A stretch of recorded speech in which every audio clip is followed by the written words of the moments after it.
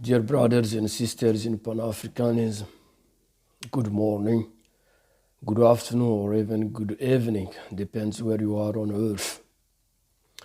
It is always a pleasure for us to reach you outside the Francophone zone. Camarade Kalafo, leader of the Pan-Africanist movement against the colonial French currency, Malian economist, currently living in Australia. Please receive our greetings of brotherhood wherever you are on earth. The Pan-Africanist news has been dominated by the process of rectifying the trajectory of the transition in Mali. At this stage, we are not going to blame anyone, nor the military troops or the politicians or even the former president who has been ousted and his prime minister. All we can say is now than any time, the Malians need unity. From unity, we can build anything great. And we welcome back the M5 RFP in the process of rectifying the transition. The M5 RFP is the most influential movement that has helped to oust the former president, Ibeka. So we see in this process of rectifying the trajectory of the transition something great that will help the Malians to get back on track and to achieve something great for the country for the next years to come. Also, we witness many sanctions against Mali, among them the sanction of the suspension of Mali of all instances of ECOWAS and African Union. However, African Union and all the international community applaud when David Sands in Chad says the power. So there is still a confusion about the action and the reaction of the international community. And it's worth to point out that unlike Chad, the Malians are behind the military authority. So we have witnessed many suspensions, and the one who came that's like a stone in the pound was the suspension of the joint military cooperation between the France and the Mali army. And we see that's another act of hypocrisy coming from the French government. And also the other piece of the press release that the French army in the Sahel name Barkhane, that force is gonna go in solo. We don't understand that. What does that mean when you by yourself you decide to suspend, even so it's temporary, the cooperation, and you want to go solo on the land? We don't understand that. In name of which right France can adventure on the land of Sundiata, Modibo Keita, Kankou Moussa? On which name they have the right to do so? We see that as another act of hypocrisy, and is not welcoming. Is not an welcoming decisions, because this decision is a way to encourage the terrorists that they can do what they want, since they're not gonna be there to act correctly. And also it is it is a way from the French government to put the military the transition authority under pressure to get something that could be to come back in control of the power in Mali. For so many years, it's been like that. In the France-African community, it's always like that. France is always around controlling the president, controlling the power. So France has an agenda. That agenda is to force the authority in Mali to implement the so-called treaty accord called Accord d'Alger. That could be something France wants out of this. And this accord is rejected. Accord d'Alger is rejected by more than 90% of Malians because it's not a good accord for the Malians and for the stability of the Malian. In one country, you cannot put up two different citizens. It doesn't work that way. And French know better that what is inside this accord cannot be implemented. It needs to be reviewed and to take it out what cannot be implemented. It all comes to this. We Malians, we need a conversation. We need a unity. Once we get a unity, we can make anything happen. And and I'm going to say to the brothers of the North, the Tuareg, we all same, we all Malians. We all want the same thing for our country, is to develop Mali. And for that, we have to send away our ego, and to come together to build a better nation. There is no reason that Mali cannot be a great nation. There is no reason. We have everything, a big land, we have resources, we have everything. So we must come together to build a better nation for us. So, and just recently, the night of Friday to Saturday, we witnessed a terrorist invasion that killed more than 130 people in Burkina Faso. You see? So this all put together, we see in that statement, that press release of the French government as an act of hypocrisy. It was to say that the CFA, the French troops, like the military base in Gabon, in Ivory Coast, in all those Djibouti, in all those countries, Barkhane, and even the G5 Sahel, they all are tools that French use to blackmail African countries.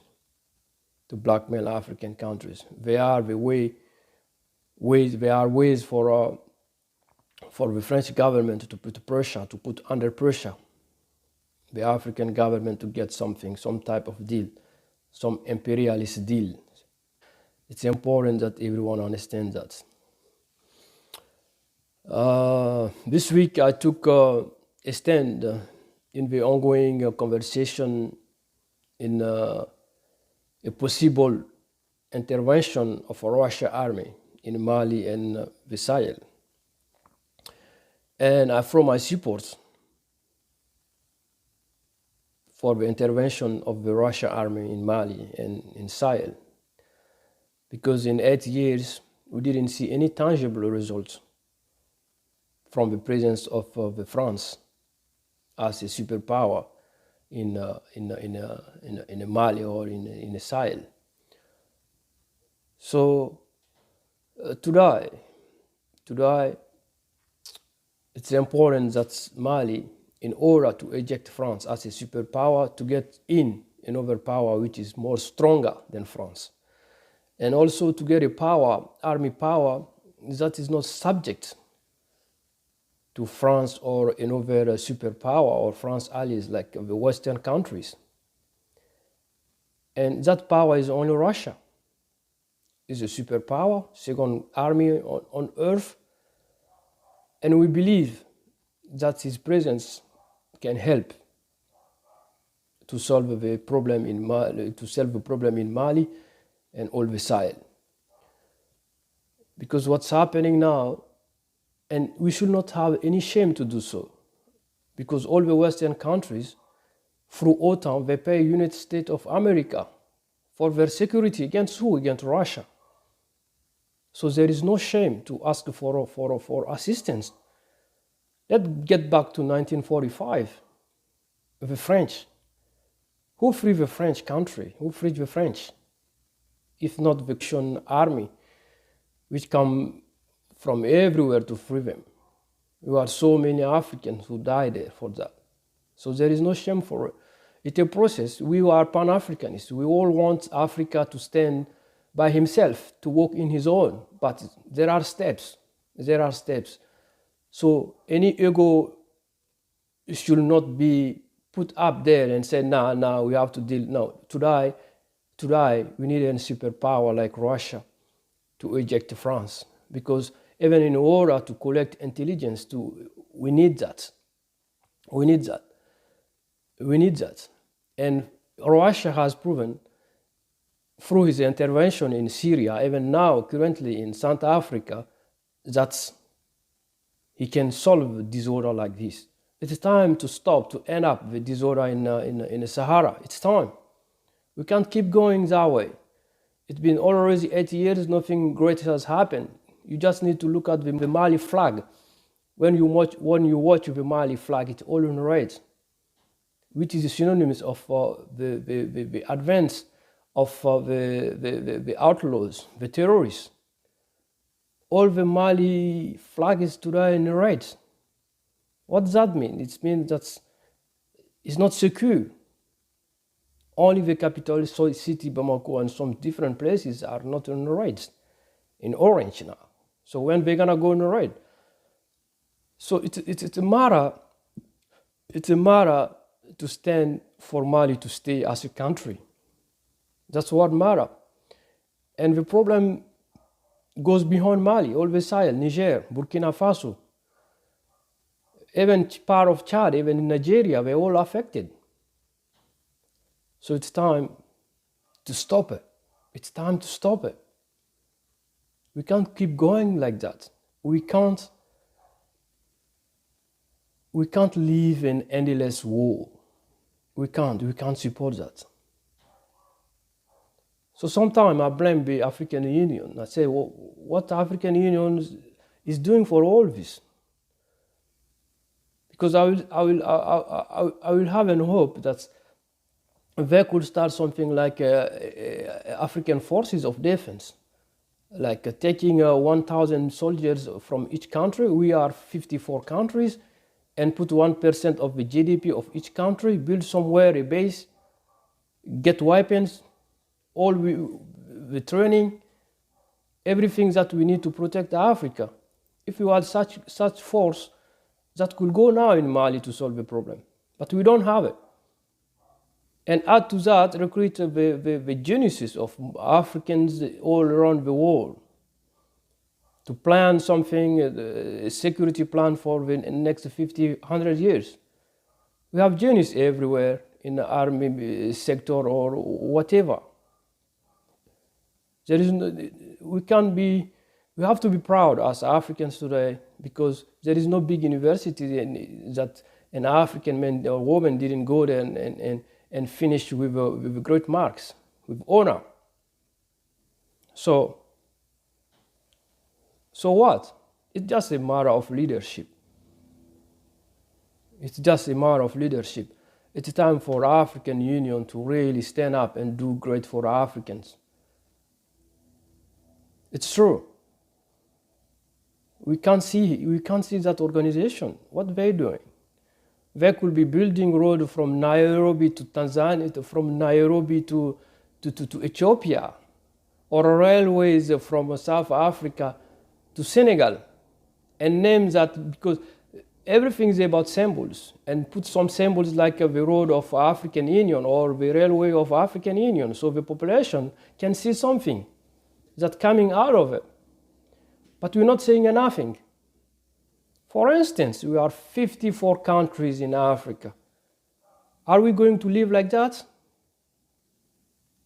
For another 50, for another 30, for another 10 years? No, it has to stop.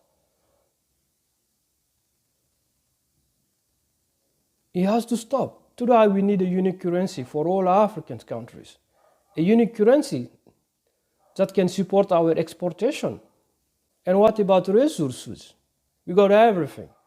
Petrol, lithium, copper, uranium, everything. And we'll be very blessed land. Anything you put there grow. So what's the matter? Leadership. Leadership. We need a better leadership to keep moving the country. And for instance, we are 1 billion next to 500 million Africans, which is a really big market. But still, wait, when it comes to trading, we don't deal between African countries. We do more businesses, more trade with foreign countries, like France, like Asia, China, or India, or America.